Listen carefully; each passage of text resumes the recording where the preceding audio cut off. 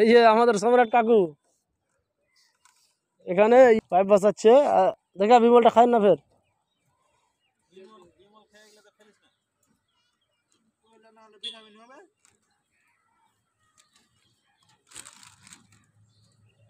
এটা হচ্ছে একটি মার্কেটের ছাদ, বান্নু মোড়। এই যে এটা বান্নু মোড়।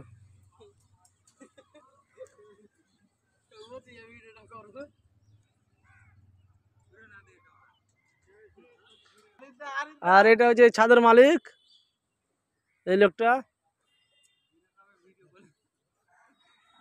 আর আমাদের পাইপগুলো দেখেন কেমন করে বসিয়েছি, ঠিক হয়েছে কিনা।